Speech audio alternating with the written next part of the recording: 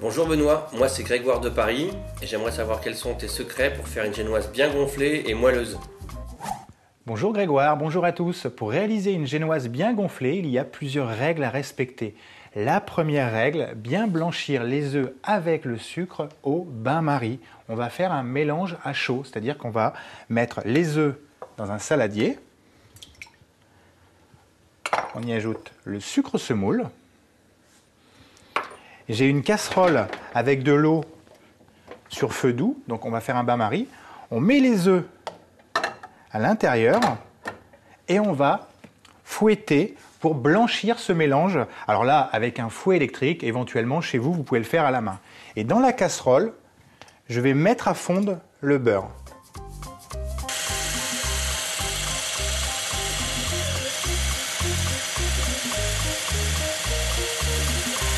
Voilà, notre mélange est bien blanchi, il est environ à 45-50 degrés. Je retire le saladier du bain-marie. Je préchauffe le four à 180 degrés et je vais continuer à mélanger un petit peu. Hors du feu.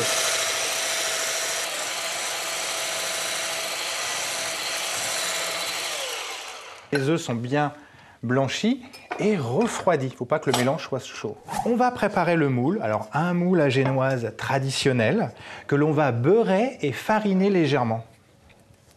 Alors un beurre fondu. Léger, là on est sur un revêtement anti-adhésif. Je mets à l'intérieur un peu de farine, voilà, et vous tournez. Voilà, donc ça, vous pouvez le réutiliser après sans aucun problème. Et après, vous tapez légèrement. Voilà, donc là on a le moule à génoise qui est prêt à recevoir la pâte. Les œufs, le sucre et le beurre.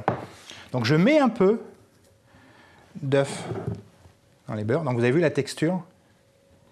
Vous avez quelque chose de très léger que l'on a monté au bain-marie. On mélange avec le beurre fondu refroidi.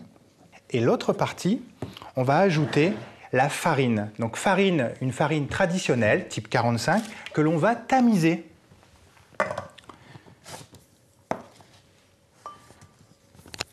En petite facette, juste pour enlever les petites impuretés de votre farine. Et là, on va commencer le mélange dans les œufs. Donc on met un petit peu de farine et on commence le mélange. Alors toujours en soulevant. Donc vous démarrez sur le centre du saladier et vous tournez votre saladier.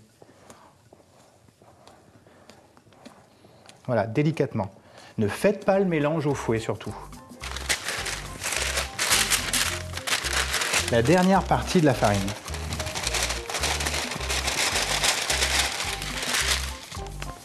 Donc là, il reste encore un petit peu de farine à mélanger. Je récupère le beurre que l'on a mélangé un petit peu au début, que je mets à l'intérieur.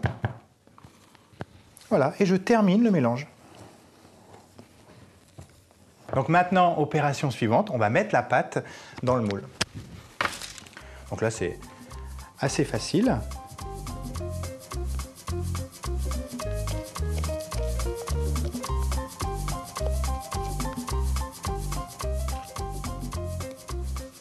Délicatement, je répartis la pâte dans le moule. Le four est toujours à 180 et on va cuire environ 20 minutes notre génoise. Notre génoise est cuite et refroidie. Donc on sort la génoise du four, on laisse 3 à 4 minutes et on retourne le moule avec la génoise sur une grille pour bien laisser refroidir et surtout ne pas la faire sécher sur la plaque du four.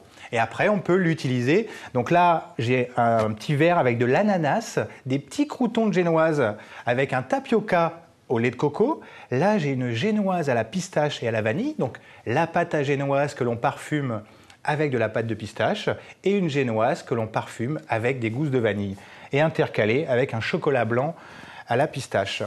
Là, j'ai un petit verre café génoise. Donc j'ai une crème au café, une crème très légère au café, intercalée avec des petits biscuits de génoise imbibés avec un petit sirop au café.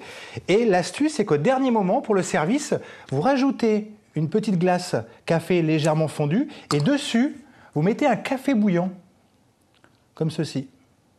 Et donc ça va imbiber votre biscuit. Donc on va avoir le contraste entre le chaud et le froid, c'est très agréable.